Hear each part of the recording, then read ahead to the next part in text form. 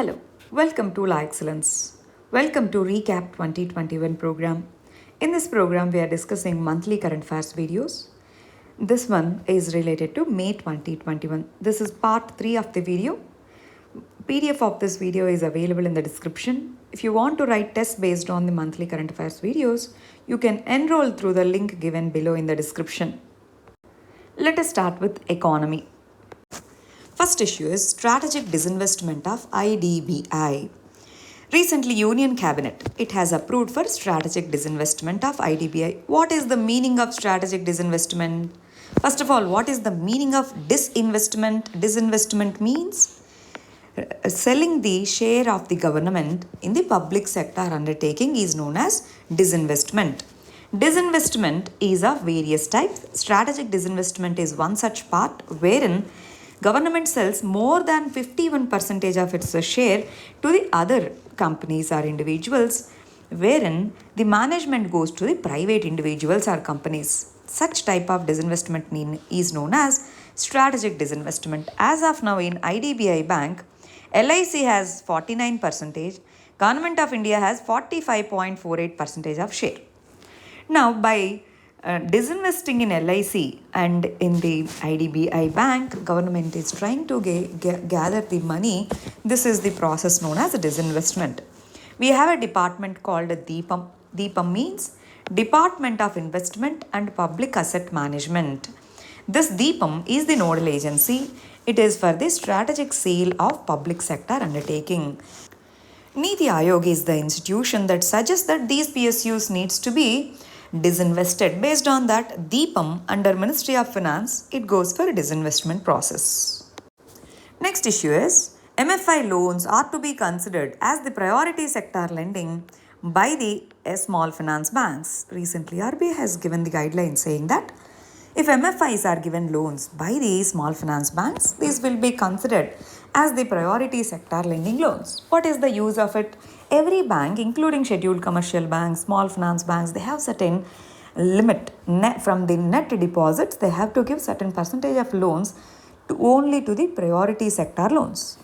So what happens if small finance banks gives the loans to MFIs? MFIs, they help in reaching the remote areas and unbanked areas with the finances, with the loans. That is why they promote financial inclusion. In that context, RBI has released the guidelines saying that SFBs, if they provide the loans to MFIs, this will be considered as PSL. Now, let us briefly understand what is this priority sector lending. All India Rural Credit Review Committee has recommended for priority sector lending. Earlier, the limit of priority sector lending for commercial banks, public sector commercial banks, foreign banks, it was different. Now it's 40% for the all commercial banks. What is the objective of PSL? Priority sector lending, it allows the commercial banks to generate high social returns along with the profits. That is why PSL is encouraged. In this regard, open your banking chapter and understand the differences between payment bank, small finance bank, these are known as differentiated banking, and commercial bank. Try to go through this basic concept once. What are the differences in terms of investment capacity, etc. Next issue is base effect. Base effect is a term which is used in the context of inflation management as well as in GDP calculation. While calculating GDP and inflation, we compare it, we call this method as point-to-point calculation. That means we compare last year's prices in terms of inflation.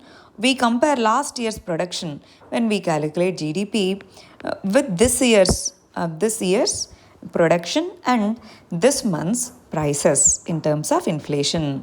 So that last year is known as base year. So if the base year has abnormality, let's say base year prices were very high compared to normal trend, or base year's production was very low compared to normal trend, then calculation of GDP or inflation, it leads to abnormal number. Such effect is known as base effect. For example, this year, this quarter 1 of 2021 is very high. That is because of the base effect. So base effect is a general concept used in point-to-point calculation. Next issue is difference between economic slowdown Recession and depression. Economic slowdown means compared to last year, growth rate is less. Growth rate is less. That will be in plus or minus. Recession means two successive quarters, let's say quarter 1, quarter 2. Two successive quarters experience negative growth rate. When it experiences negative growth rate, that is known as two successive quarters, negative growth rate is known as recession.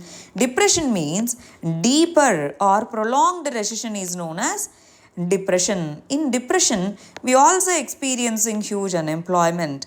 We also experience negative growth rate along with huge unemployment. Slowdown means compared to last year, the growth rates reduced. That will be in positive territory or negative territory. Recession means continuous slowdown in the negative zone for two successive quarters is known as recession. Important terms and next issue is liability of personal guarantors for corporate debt. Let's say there is a corporate company. Loans are taken on in the name of this company. Let's say from a bank, SBI. If this company is unable to pay the loan back, then that is known as NPA, non-performing asset.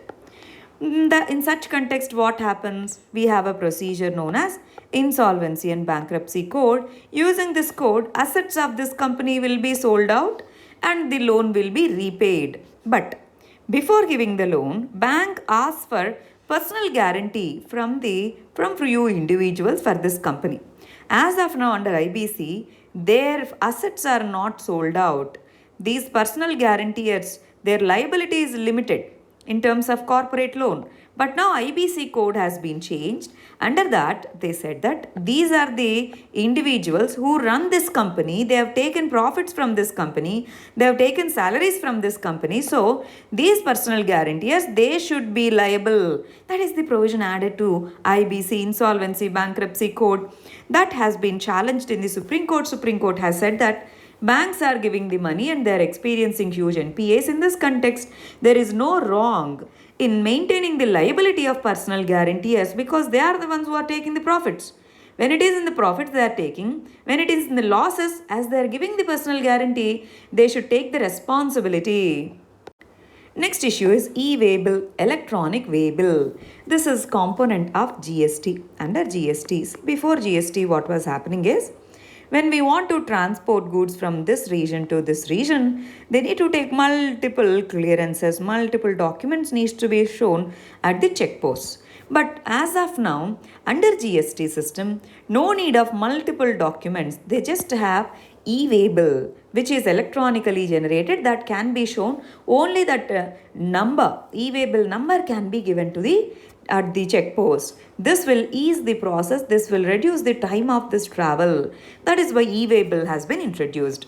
E-waybill can be intrastate or interstate, within the state or outside the state. For both the purposes, intra and interstate, e-waybill can be introduced. E-waybill is issued only when the consignment of goods exceeds 50,000 rupees. It is mandatory for the goods of value more than 50,000 rupees. E-waybill is mandatory. And recently, to enable tracking the real-time data of commercial movement on highways, GST authorities, they have integrated e-waybill system with FASTag and RFID. Important and GST authorities integrated e-waybill with the FASTag system. This is a QR code. At each check post, this QR code will be scanned. So we will get to know, okay, from which place to which place this consignment is going. E-waybill is generated only till this. But by checking at the check post using RFID or FASTag, we will clearly get to know this consignment is moving from which region to which region, which will reduce the fraud on e-waybills. Next issue is unemployment statistics in India. Third annual report on periodic labor force survey, PLFS, conducted by NSO, National Statistic Office, between July 2019 to June 2020 has shown that unemployment rate fell to 4.8% in 2019-20. Earlier, in the first edition of Periodic Labor Force Survey for the year 2017 and 18, India's unemployment rate has touched 6.1%, that was high in 45 years. In this context, let us understand what is this Periodic Labor Force Survey. Earlier, Employment Unemployment Survey was released by National Sample Survey Organization once in 5 years. Now that has been replaced by Periodic Labor Force Survey in the year 2017. Now earlier NSSO and CSO, these two were organizations under Ministry of Statistics and Program Implementation. These two were merged. Now we have only one institution known as NSO, National Statistics Office. This collects various variables for calculating the unemployment. What is the meaning of labor force? Labor force means those who are working or looking for the jobs in the age group of 50 to 59 years. Unemployed are those individuals who are available for and seeking the job but they are not finding the job. Such people is known as unemployed. Next issue is PM Kisan scheme. Recently, 8th installment of financial benefit was transferred to farmers' accounts. In this context, let us briefly understand about this scheme known as Pradhana Mantri Krishi Samman Nidhi. Pradhana Mantri Krishi Samman Nidhi. Under this scheme, central government transfers 6,000 rupees per year in 3 installments, that is 2,000 rupees each, into the farmers who have the who are the landowners. In this context, funding is 100% by the central government. In addition to the 6,000 which is provided by the central government, if state wants to transfer, they can add. For example, APTS and other states, they are adding more money to this and they are transferring it through DBT, Direct Benefit Transfer. It is implemented by the Ministry of Agriculture and Farmers Welfare. It is the entire responsibility for identification of beneficiary lies with the states and union territories. This is to help the marginal and small farmers for their input. There is an app called as Pradhan Mantri Kisan mobile app that is designed by NIC. This provides entire data on Aadhaar linkage, transfer amount, etc. Next issue is Network for Greening the Financial System. This Network for Greening the Financial System initiative was started in the year 2017 in Paris 1 Summit. There is the summit known as Paris Summit, which was held in 2015. This is a different one. This is Paris 1 Summit, Paris plus 1 Summit. This was held in 2017. Under this, major central banks and supervisors, financial supervisors, they have decided to promote the sustainable finance system. That means when the loans are given, green finances, that means projects which fund the green projects needs to be given primacy and priority. In this network, recently RBI has joined, that is why it was in news. RBI joined in this particular network. By being a member of this, India can learn from contributing to the global efforts on climate finance, which deal with the climate change issue. Next issue is Swami Investment Fund Scheme. This is promoted by the government to provide as a special window for affordable mid-income housing. See, for low-income housing, we have Pradhana Mantri Awas Yojana, rural and urban components. This is for middle income housing. For residential projects from Swami Fund, government has provided funding for the real estate sector at very low cost. This is registered as Alternative Investment Fund with the SEBI. This was launched in 2019. The residential project in Mumbai was funded under this scheme. That is why it's in news. Next issue is significance of pulses production in India. India is the biggest producer as well as the consumer of pulses in the world. It has accounted for 62% of total pulses production in the year 2019 to 20. In the last 5 to 6 years, India has increased the total pulses production from 140 lakhs ton to more than 240 lakh tons. So it has become an exporter now. It achieved self-sufficiency. What are the benefits of pulses production? It has social benefits, economic benefits, ecological benefits. Pulses, especially leguminous plants, it increases the fertility of the farmland. It increases pulse consumption, leads to nutrition, and it can help in achieving the sustainable development goal. It's a healthy diet. These are some of the benefits of pulses and pulse production in India. Next issue is Scheme for Financial Assistance to States for Capital Expenditure. Capital expenditure means long-term investment in infrastructural projects such as roads, etc. capital expenditure provides the dividends in the long term. That is why it is very important.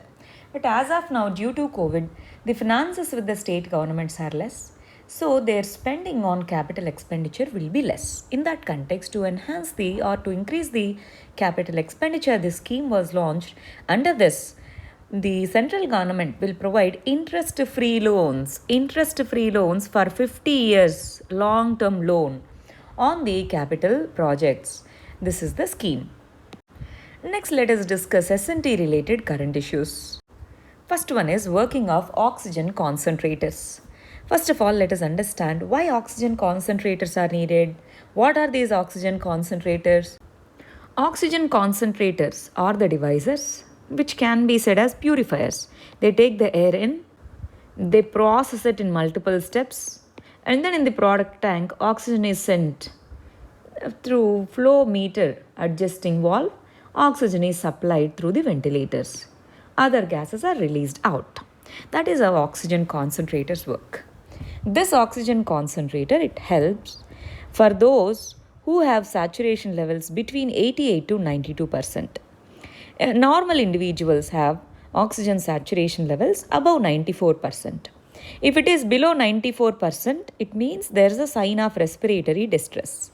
If it is at this level, 88 to 92, they need external ventilators. As such ventilators, these oxygen concentrators help. Using oxygen concentrators, we prepare the pure oxygen. This will be supplied through the ventilators. Next issue is CT scan versus RT-PCR. RT-PCR, reverse transcription polymerase chain reaction. RT-PCR test uses the genetic material from the swab sample collected from the patient. From the RNA of the virus, DNA is extracted through reverse transcription. This DNA will be compared with the human DNA, and if it is matching, if a part of human DNA is matching with this DNA, that means we have COVID. Positive means we have COVID, otherwise not COVID. There's an alternative testing known as computed tomography scan, CT scan. CT scan is a diagnostic tool which diagnoses the diseases and injuries. It uses X-rays and a computer to produce 3D image of soft tissues such as lung, bones, etc. But in this case, CT, computed tomography, this recognizes the lung infection. But this can be due to anything. Need not be COVID only, right? But it is one of the supplementary diagnosis methods that we use apart from RT-PCR with regard to COVID-19.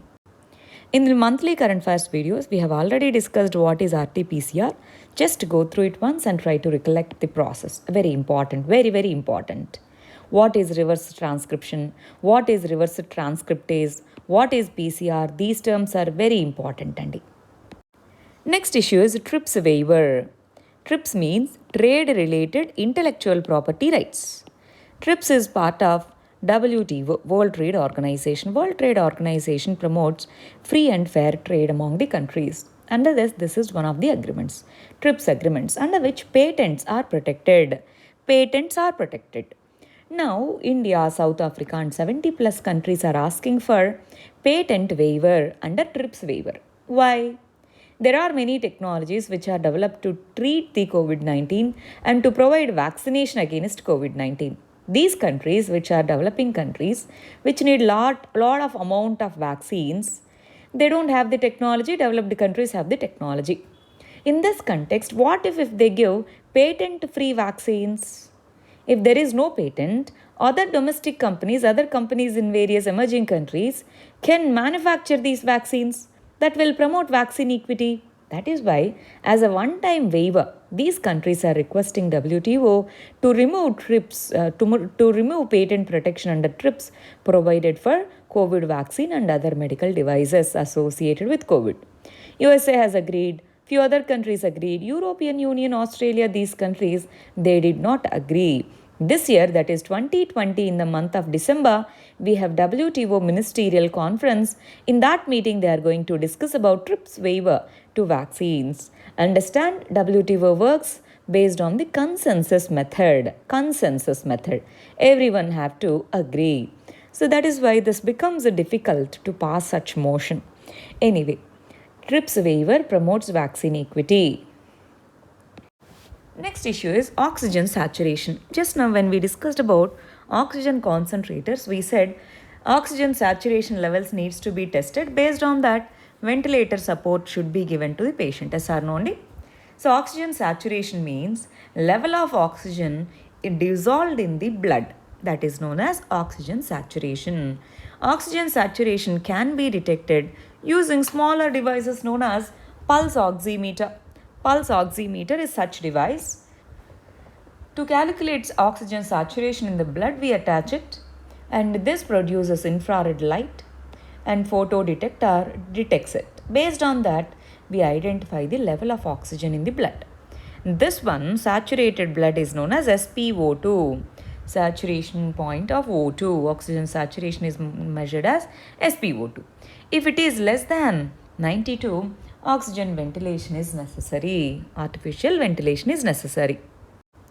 Next issue is 2DG medicine. Recently, the DCGI, Drug Controller General of India, it has approved anti-COVID oral drug known as 2DG. It is developed by DRDO in collaboration with Dr. Reddy's laboratories.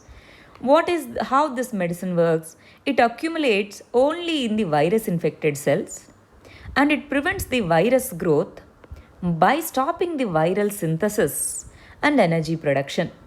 Its selective accumulation in the virally infected cell makes it the unique. See, generally when we take a drug, it accumulates in every cell. But the speciality of 2DG is it accumulates only in the infected cells. That is how it works.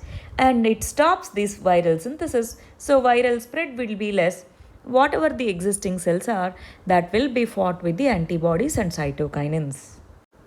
Next issue is inactivated vaccines. Vaccines and vaccine types are very, very important, Andy. This year I'm expecting a question from this area. Vaccines are of various types: DNA vaccines, RNA vaccines, vector vaccines, viral vector vaccines, inactivated vaccines, live attenuated vaccines. Like that, there are many types of vaccines. You have to go through all of them clearly. Yes? Because using all these are called as vaccine platforms. All these are in use. For example, inactivated vaccine is in use. Inactivated means virus is killed and sent to human body. This killed virus, when it enters into human body, it generates the response from the antibodies in our body. So this will provide immunological memory. This immunological memory helps the body to identify the pathogens when they come in reality. Immunological memory. Live attenuated means virus or bacteria, whatever, for whatever we are making the vaccine, they'll be given alive. But in inactivated vaccines, immunological memory is built with the killed viruses and killed bacteria. This is a killed SARS-CoV-2 virus. Immunological cells respond, they produce antibodies. When the real infection comes, it fights. Next issue is B.1.617 variant. It is known as double mutant virus. That means at two places viral mutation has happened. Mutation means alteration of genetic material in humans. Double mutation B.1.677 is the variant. It is recognized as by the WHO as variant of concern. It is named as Delta virus now. Delta variant of the virus. This is said to be the reason for the severity in the second wave. We have Indian SARS-CoV-2 consortium on genomics. It is consortium of 10 labs. It goes for genome sequencing. This has revealed that this particular variant is cause of deaths in the second wave. Next issue is biologics. Bio means living, logics means biologics means we use the living cells or living products for various purposes. In this context, recently University of Massachusetts, this has designed a nanoparticle that has potential for revolutionizing the approach to treat the diseases. There is a concept called protein antibody conjugates. Antibodies and proteins can be any of the medicine or anything. These proteins and antibodies are attached. This will be sent into the body. Antibodies go and attach only to the target. So when this antibody reaches there, that also the protein attached to that also gets released there. That can be a medicine. This will treat the diseases. That means without affecting other cells, this will treat the disease, especially diseases such as cancers. These are known as biologics. Let's say cancerous cells. We test the antibody and we send the medicine in the form of protein. This goes and attaches. It kills only the cancer cells. That is how eradication of cancer cells with protein antibody conjugates happen. They are examples for biologics. Next issue is mucormycosis. Mucormycosis is a fungal disease caused by mucor mold. This is caused by exposure to mucor mold, and this mucor mold is common. It is found in soils, plants, manure, and decaying fruits and vegetables. This is a common infection, but when the immune system is very, very weak, then it attacks the individual. It causes pain and redness around the eyes. It leads to fever. It causes headache, shortness of breath, sore throat, diarrhea, discoloration of fingers and toes. These are some of the symptoms of mucormycosis. This is also known as black fungus. It affects the respiratory system. Very important. Especially in those patients whose immunity is less, especially who are taking the steroids. Steroids are drugs which are given to the severe COVID patients to suppress the immune system. Why? Because when the immune system is hyperactive, cytokines, they kill the infected cells. If infection is very high, they kill every cell. That leads to multi-organ failure. That's why steroids are given to suppress the immune system. So in such individuals, black fungus can attack, and this leads to mortality. Next issue is compulsory licensing. Recently, Kerala High Court has asked the central government to respond to a PIL for compulsory licensing of vaccines. What is compulsory licensing? We have Patent Act 1970. Under this Patent Act, patent is defined as an exclusive right granted to the individual or company for their invention. That means if someone invents something, they have exclusive right, moral and economic right on that particular product. It can give license to others to produce. For example, AstraZeneca company has the patent on COVID vaccine, which has been licensed to Serum Institute of India, which we are calling as Covishield. Yes? So that means licensing will be given by the patent holder. But in some cases, especially when it is related to public health emergency, government can ask these companies to mandatorily give license. In general, if they like, they'll give. If they like the amount they pay, this company pay to this patent holder, they will give the license. Even not under voluntary circumstances, government can mandate the companies to give the compulsory licensing under Patent Act 1970 in case of public health emergency. As of now, we have not granted any compulsory licensing. Already, vaccines are manufactured. India is known as Pharma Hub. It has companies which have patented the products, and it is importing vaccines also. That is why this need has not come up. But compulsory licensing is done in other areas, especially in making the medicines, etc. Next issue is indemnity clause. This is an important word. Indemnity means free from the obligation. There are companies such as Pfizer and Moderna. They have asked that if we want to come to India, you have to agree for indemnity clause. In USA also, USA government agreed. But Indian government did not reply. It remained calm. In that context, what is this indemnity clause? Indemnity means security against loss or other financial distress in case of not following the obligation, or in case of losses, it doesn't hold any of the responsibility in case of side effects also. But on whom the burden will fall if government agrees for indemnity clause? It falls on the government. That's why it remains silent. Generally, this indemnity clause is generally seen in insurance contracts. Next issue is sun halo. Around the sun, due to refraction, important. Refraction means bending of the sunlight when it moves through a particular body, especially ice crystals, etc. So when cirrus and cirrus clouds are there in the sky, they bend the sunlight that leads to formation of halo around the sun, which is known as sun halo. This is caused due to the refraction. 22-degree halo, it is known as 22-degree halo. Circular halos are specifically produced by cirrus clouds, which are formed at the height of above 20,000 feet. Sun halos are also indicative of rainfall, as cirrus clouds are usually precursor to the development of cyclonic warm fronts. That is why sun halos, they indicate the rainfall. The process is refraction. Next issue is dried blood spot testing. Recently, World Anti-Doping Agency it has approved for dried blood spot testing technique for the Kyoto Olympics. What is this? Dried blood samples are taken. They will be tested for the mixture of other dry matrix. This is known as dry matrix. This sample is analyzed using appropriate solvent, which extracts the biological materials that is required for the test. And it is very less invasive method. It causes convenience for the athletes. That's why WADA, that is World Anti-Doping Agency, has approved for dried blood spot testing. Next issue is FAIR-1M.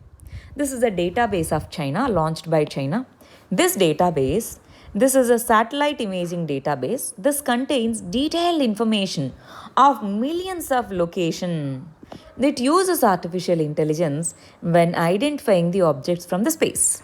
This database is known as fine-grained object recognition in the high-resolution remote sensing imagery. So, with more information on the images, this database it trains the artificial intelligence to identify various objects. For example, this particular database it identifies not just the plane in the sky, but also identify the number. Let's say Boeing 777. So this is the Chinese database. This will be open to the international community, and it has real-time applications such as tracking the speed of urban expansion, infrastructural development in an area, wild animal movements. These all can be tracked using the satellite imaging database known as FAIR-1M. Next issue is Mayflower 4000. This is world's first artificial intelligence managed vessel. This is crossing the Atlantic Ocean. This is on a transatlantic voyage in the month of May. That's why it's in use.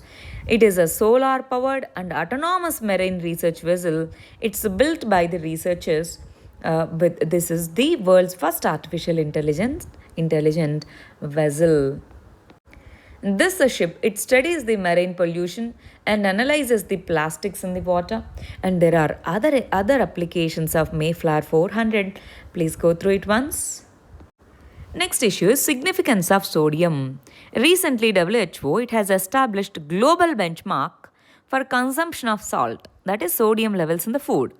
It is said that salt or sodium intake should be around 5 grams. But most of the countries, most of the people, they are consuming double of this. That means around 10 grams per day. But why should we use sodium? Why should we take salt? What happens if we completely reduce or remove the salt from the food? Salt and sodium is necessary to maintain the normal cell metabolism, to maintain the health of plasma, and to improvising the health of nervous system.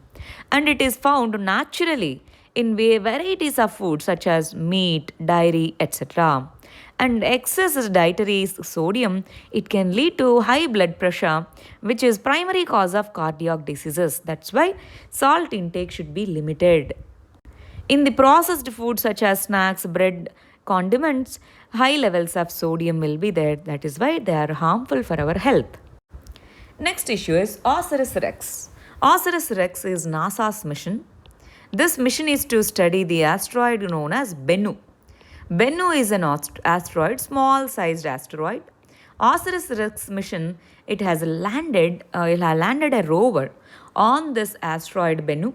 It has collected the samples. Now it is bringing these samples back to the Earth from this asteroid.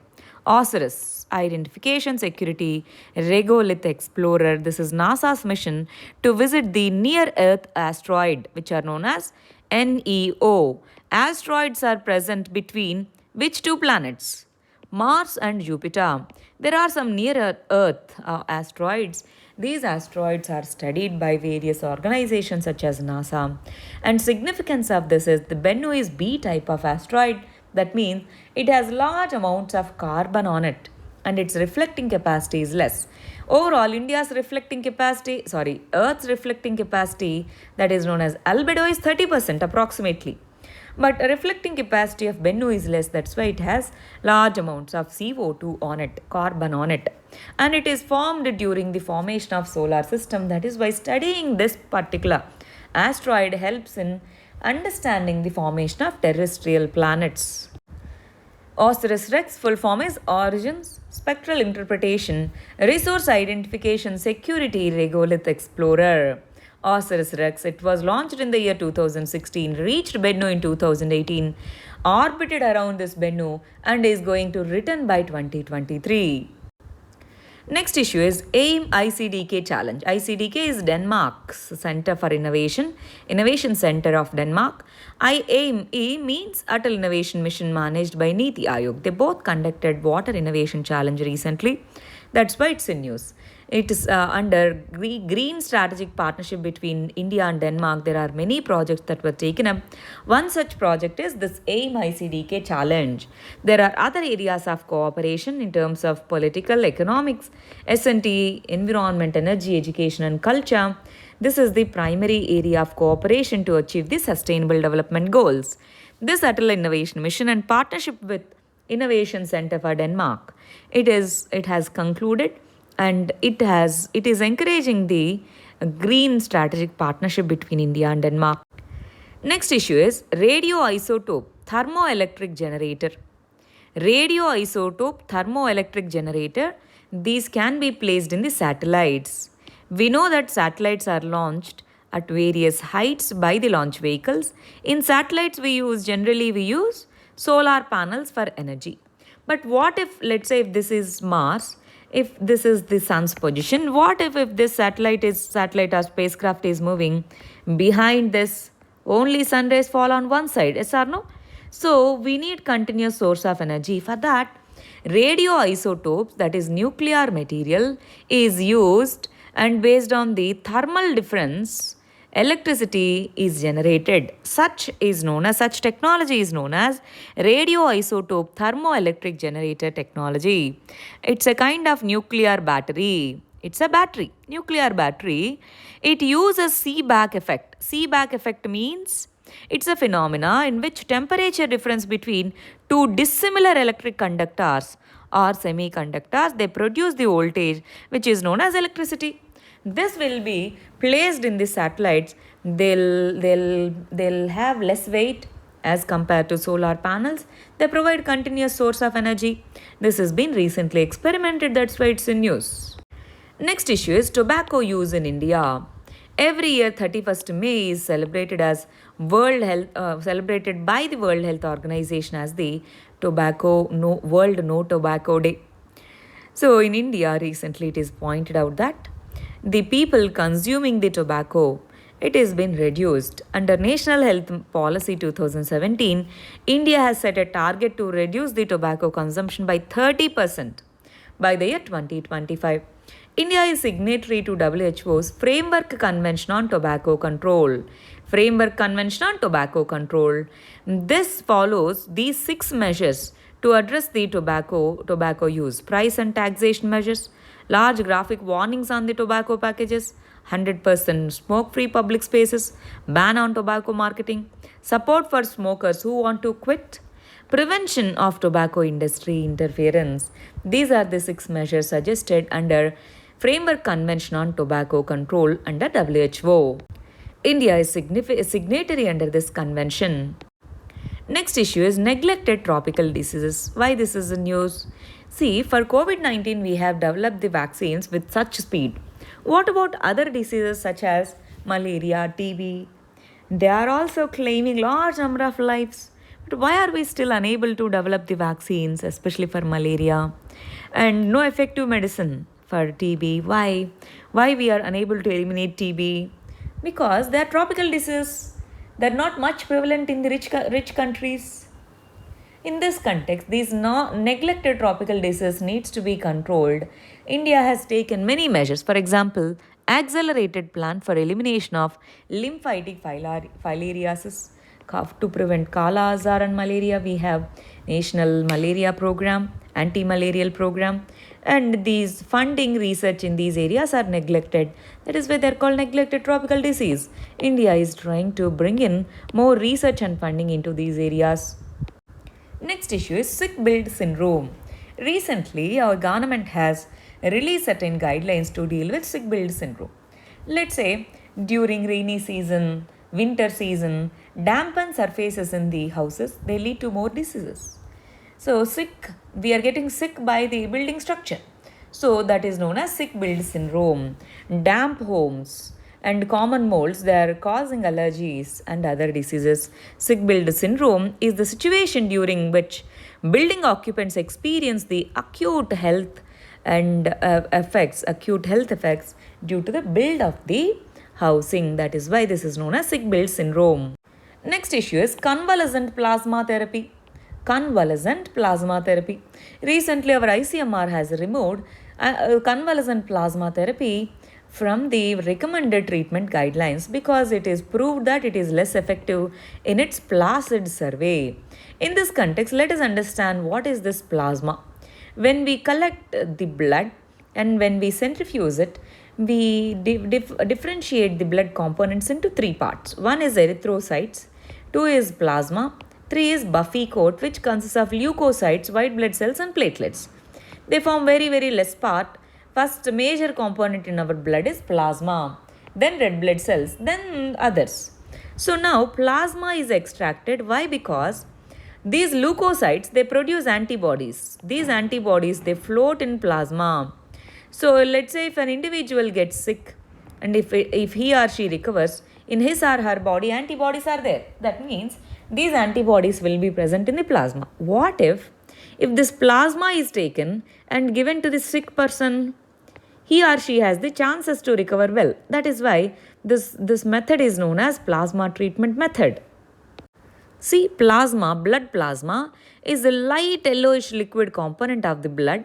This holds the blood cells. This acts as a jelly kind of structure which holds the blood cells and whole blood suspension in it. This plasma contains viral antibodies which can be used for treating, but depends upon the strength of the recovering person, depends upon the count of the antibodies, recovery levels vary. That is why, as this has become less efficient and less effective, ICMR has removed it from the essential recommended practices for COVID treatment. We can go for this, but it is not mandatory. Next issue is WHO BioHub facility. WHO and Switzerland together has launched BioHub facility, under which pathogens. We can share the pathogens between the laboratories, and it facilitates the analysis and preparedness against these pathogens. Let's say Singapore has a pathogen and it is studying it. It can share it with this BioHub, which the data can be used by any country. This facilitates proper sequencing, reception, and storage of the pathogen or the biological material. So, this will give us the information. So, based on this, BioHub system provides information to the manufacturer, so they'll be ready to produce the medicines and vaccines for such pathogens. Such hub is known as WHO BioHub facility. This will address the zoonotic diseases and the emerging pathogens. Next issue is Artemis Accords. Artemis mission is different, Artemis Accords are different. Artemis is NASA's program. NASA's program to send humans to moon. Artemis mission by 2024, NASA is planning to send humans to moon. That is Artemis mission. Artemis Accord means this is an agreement that ensures a safer space exploration in a sustainable and transparent manner. In the Artemis Accords, Australia, Canada, Italy, Japan, Luxembourg, UAE, UK and US are the members. As more countries establish presence in the outer space through research stations, satellites, rocket launchers, etc., these accords, they provide the safety guidelines and transparent environment for the space exploration. Under Artemis program, NASA is demonstrating the technologies to reach the moon andi. To reach moon, exploration of moon, Artemis mission. Artemis Accord means transparently information will be shared, data will be shared with regard to outer space exploration. Next issue is gigamesh technology. Gigamesh technology is one of the telecom technologies that enables faster internet facility. It uses millimeter wave.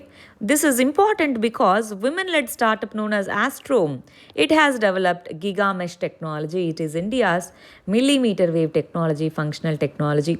It reduces the congestion. Single gigamesh device can provide up to 40 links with higher internet speed, and it brings in software defined network capability to the telecom technology gigamesh. Our final issue in this video is Havana syndrome. Havana, that is, this is the place located in Cuba. So those USA officials who were posted in the embassies of Cuba, they are experiencing psychogenic illness. There are no signs of physical illness, there are no signs of psychological illness, but psychogenic issues, they are suffering from psychogenic issues. And it is proposed that Cuba might have used directed energy weapons against them. That is why this syndrome is known as Havana syndrome. Such weapons are known as microwave weapons or directed energy weapons. DEWs, they use various types of waves, sonic waves, laser waves, microwaves at the target. If they use microwaves, they are called microwave weapons. If they use lasers, they are called laser wave directed energy weapons. They release the electromagnetic radiation that cause sensation in human body, that leads to damage or dysfunction of certain cells over a long period of time. There are many countries which have microwave weapons, such as USA, China. They all have microwave weapons. These are the issues of May month. Thank you very much. All the very best.